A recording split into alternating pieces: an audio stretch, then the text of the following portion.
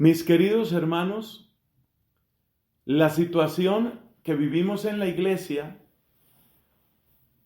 en la cual muchas veces se da incredulidad con respecto a los milagros, esa situación obliga a que esta homilía tenga dos partes. La primera parte, vamos a mostrar lo absurdo de la posición de aquellos que quieren negar este milagro, usualmente tratando de sacar una especie de enseñanza moral. La enseñanza moral de ellos es: fíjese que tenemos que compartir. Y por supuesto que uno tiene que compartir lo suyo, pero la afirmación de que hay que compartir no debe hacerse a expensas de negar el esplendor de Pascua que tiene el milagro de la multiplicación de los panes. Sí hay que compartir, es deber nuestro, un deber que brota de nuestra condición humana, pero que además tiene su confirmación en la caridad cristiana. Insisto, sí compartir, pero la enseñanza de que hay que compartir no hay que darla al altísimo precio de negar la gloria del milagro de Cristo. Entonces, ese es el primer punto que debemos tratar en nuestra homilía. ¿Por qué es tan absurda la posición? No importa quién la diga, lo absurda que es la posición de negar el milagro de Cristo. Segundo, vamos a ver el milagro como tal que nos enseña. El milagro, insisto, compartir muy bien, pero el milagro tiene una enseñanza para nosotros. ¿Cuál es esa enseñanza? Es lo que vamos a ver en la segunda parte. Entonces vamos con la primera parte. Es absurdo pretender negar el milagro de Jesucristo. Vamos a mirar el texto desde el principio. Dice el texto: lo seguía mucha gente porque habían visto los signos que hacía con los enfermos. ¿Qué significa esa frase? Los signos que hacía con los enfermos. Sabemos muy bien que en este cuarto evangelio, en el evangelio de Juan, cuando se habla de signos, se habla precisamente de esas obras inexplicables según las leyes de la naturaleza y que sin embargo revelan quién es Cristo. Por eso, en este evangelio de Juan, capítulo 2, se habla del primero de los signos que realizó Cristo y sus discípulos creyeron en él. ¿Y cuál es ese primero de los signos que aparece en el capítulo 2 de San Juan? El momento en el que Cristo convierte el agua en vino. Entonces no cabe duda de que la expresión signo en San Juan se refiere a lo que nosotros de un modo común llamamos milagros. Y no cabe duda de que estos milagros incluyen realidades como curar a un paralítico que llevaba no sé cuántos años, muchísimos años, junto a la piscina de Betesda, curar a un ciego de nacimiento. Entonces, cuando el texto dice aquí, habían visto los signos que hacía con los enfermos, se refieren a eso, se refieren al poder de Jesucristo para sanar, para curar. Poder que muchos hemos conocido en nuestra propia vida y en la vida de otros. Hemos conocido que Cristo es poderoso. Entonces, ya la introducción de este capítulo 6 nos está hablando de un Cristo que es poderoso, que realiza milagros, que se compadece de la gente. Esa es la introducción. Negar que Cristo hizo después un milagro resulta contradictorio con esto que acabamos de decir. Cristo no les dio buenos consejos morales a los que estaban enfermos. Seguro que sí les enseñó muchas cosas, pero los curó, hizo signos sobre ellos. ¿Por qué le vamos a quitar la gloria a Cristo? Punto número 1. Sigamos leyendo. Se sentó entonces con sus discípulos. Estaba cerca la Pascua. Levanta los ojos Cristo y ve la multitud como la ven también los discípulos. Y le hace esta pregunta a Felipe: ¿con qué compraremos panes para que coman estos? Lo decía para tantearlo, pues él sabía lo que iba a hacer. Pregunta: ¿a quién se refiere lo que iba a hacer? Respuesta: se refiere a Cristo. ¿Quién es el que hace, según el texto? Lo puedes mirar también en el original, en el texto griego. Lo que iba a hacer es Él. Eso está en tercera persona de singular. Él es singular. Lo que Él iba a hacer. No es lo que les iba a enseñar a hacer. No es lo que iban a hacer entre todos. Es lo que Él iba a hacer. Felipe se ve desbordado por la pregunta y dice: pero es que con 200 denarios no alcanzan. Para que nos ubiquemos, 200 denarios es más o menos el sueldo de un trabajador, todo su dinero, todo el dinero que pueda ganar en más de medio año de trabajo. Eso es bastante plata. Felipe se da cuenta que el problema excede completamente a las posibilidades, no solo de ellos en ese momento, sino a las posibilidades de la mayoría de la gente que él podía conocer. ¿Quién podría sacar el sueldo de medio año de su trabajo para darlo simplemente en una comida? Felipe le contesta: 200 denarios no alcanzan. Otro de los discípulos, llamado Andrés, le dice: hay un muchacho que tiene 5 panes de cebada y un par de peces. ¿Pero qué es eso para tanta gente? Lo interesante en los versículos que siguen es que Cristo es el que aparece como único sujeto de los verbos. Jesús dijo que se sienten en el suelo. Jesús tomó los panes. Está en singular. Jesús dijo la acción de gracias. Jesús los repartió a los que estaban sentados.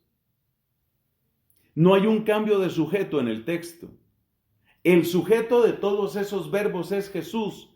Jesús que toma lo que hay. Jesús que da gracias por lo que hay. Jesús que reparte a los que necesitan. No hay cambio de sujeto. De nuevo, lo puedes mirar, texto griego, Juan capítulo 6. No hay cambio de sujeto. Es Jesús el que toma los panes, el que da la acción de gracias, el que reparte. ¿Por qué queremos entrar en batalla, en guerra contra el texto?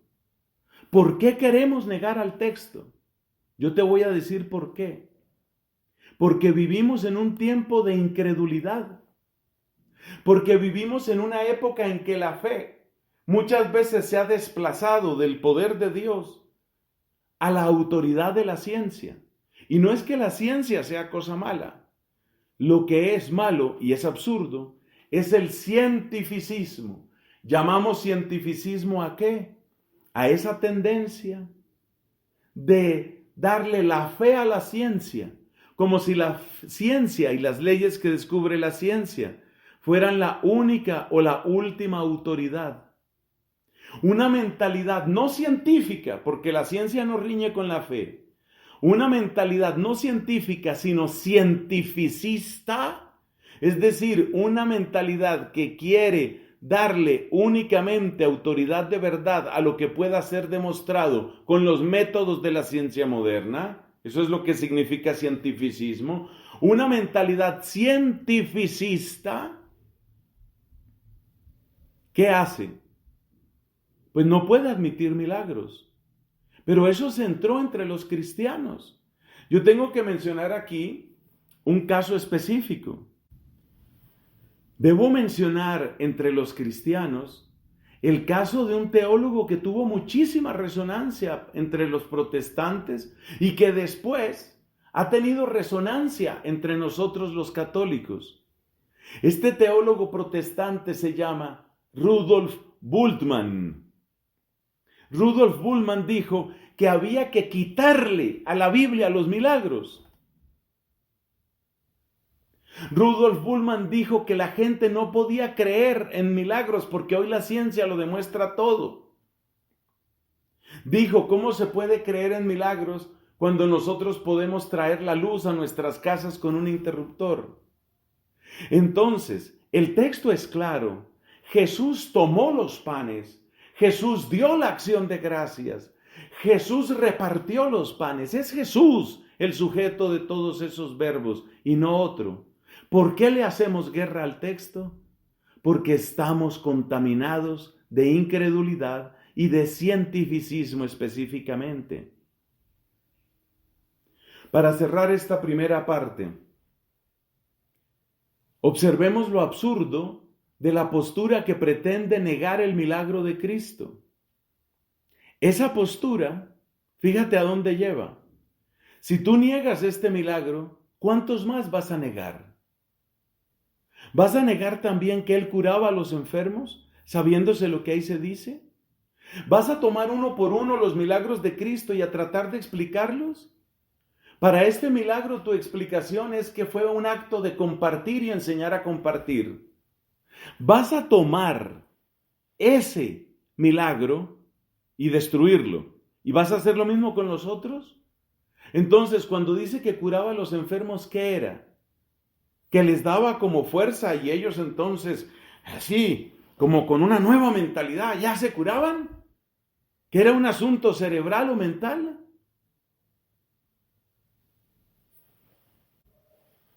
Y vas a decir entonces que cuando curó al ciego de nacimiento, ¿qué era? ¿O tampoco hizo eso? Y cuando curó al paralítico, ¿qué era? ¿Le dio fuerzas al paralítico para que creyera en sí mismo? Lo exhortó, lo animó y el hombre, después de estar 30 y no sé cuántos años postrado, entonces dijo, bueno, ahora sí me levanto. Es absurdo. Por favor, yo suplico en el nombre de Dios, paren ese absurdo. No lo admitan los que me escuchan. Y si a algún sacerdote amigo le llegan estas palabras, yo pido, si a algún sacerdote amigo le llegan estas palabras, deja de estar diciendo cosas absurdas, deja de pelear contra la gloria de Cristo, deja de pelear contra el esplendor de su amor.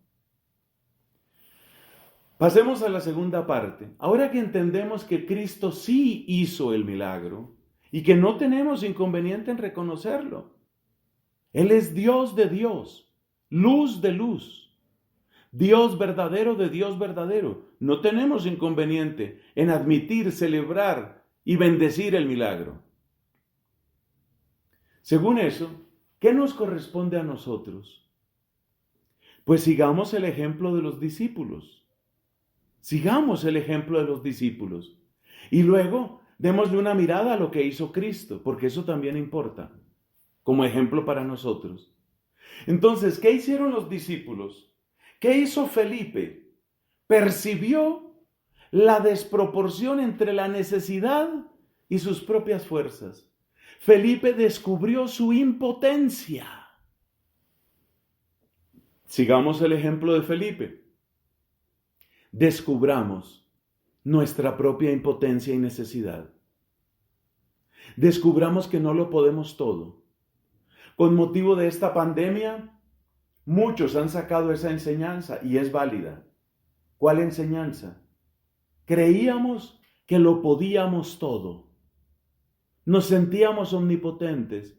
Llega un virus de estos, quedamos desconcertados, la economía se va en picada, no encontramos muchas veces las respuestas. Entonces, primero hay que descubrir nuestra impotencia, descubrir nuestro límite, que significa dejar arrogancia, vanidad y soberbia. Segundo, aprendamos de Andrés. ¿Qué hizo Andrés? Andrés ofreció lo poco que tenía, aun sabiendo que era poco. Eso nos corresponde también a nosotros. ¿Que eres un pecador? Lo somos todos. Tenemos grandes limitaciones, pero no nos quedemos en nuestras limitaciones. Ofrezcámosle al Señor lo que tenemos. Dile al Señor, mira, lo que yo pueda conocer, lo que haya en mi inteligencia, lo pongo a tu servicio. Lo que haya en mi salud, la salud que tú me has dado, lo pongo a tu servicio. El tiempo que tengo, lo pongo a mi servicio, a tu servicio. Mis oraciones, Señor, tan imperfectas, tan inconstantes, tan distraídas, valen poco tal vez, pero como esos 5 panes y 2 peces, los pongo a tu servicio. Tercero, aprendamos de la gente. ¿De cuál gente? La gente que recibió el milagro de Cristo. Cristo dijo, siéntense, yo voy a atender. Déjate alimentar por Cristo. Déjate alimentar por Él. Déjate alimentar por su palabra, por el regalo de su Espíritu. Déjate alimentar por su consuelo. No te vuelvas adicto al miedo. No te vuelvas adicto al resentimiento. No te vuelvas adicto a la culpabilidad que destruye. Por lo menos de esas 3 adicciones hay que librarse. Hay que librarse. Entonces, no te vuelvas adicto. No. Déjate atender. ¿Tienes miedo? Toma la postura de aquel que le dice a Cristo, más no puedo hacer, ayúdame tú. Te acosan tus remordimientos. No permitas que te destruyan. Ponte ante Cristo y dile, en cuanto pueda, ya te ofrezco, Señor, mi perfecta contrición, tan perfecta como la puedo hacer.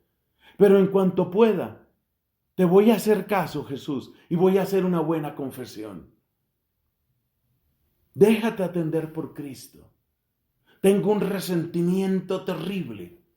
Señor, aquí estoy, yo no voy a poder hacer nada. Ayúdame tú. Entonces, ¿cómo aplicamos este milagro, que sí fue milagro, a nuestra vida? Seguimos el ejemplo de Felipe, de Andrés y de la multitud.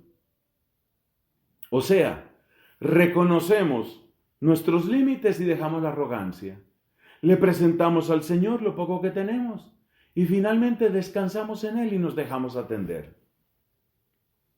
Pero dije antes que también podemos aprender algo sobre Cristo. Sí, podemos aprender de Cristo, claro que sí. ¿Sabes qué vamos a aprender? Vamos a aprender que lo poco que tengamos o mucho que tengamos, hay que ofrecerlo en acción de gracias y hay que aprender a repartirlo. Sí, Él nos ha enseñado eso. Además, no son pocos los milagros que han hecho muchos santos. Milagros de multiplicación de alimento. En una época en la ciudad de Siena se presentó una situación calamitosa. Ustedes saben que en la Edad Media la gente para acompañar sus comidas utilizaba más el vino, que tiene, por supuesto, un grado de alcohol, y eso ayuda a que haya menos microbios, menos posibilidad de infecciones. Era más frecuente el uso del vino que del agua para beber. Era muy necesario, especialmente con las comidas, y escaseó radicalmente el vino en la ciudad de Siena. Y una jovencita, pero llena de fe, que es lo que a veces nos falta a nosotros, hizo una oración pidiendo la multiplicación del vino. Es una de las historias más bellas de Santa Catalina de Siena. Y resulta que el recipiente de donde sacaban el vino, pues no se agotaba.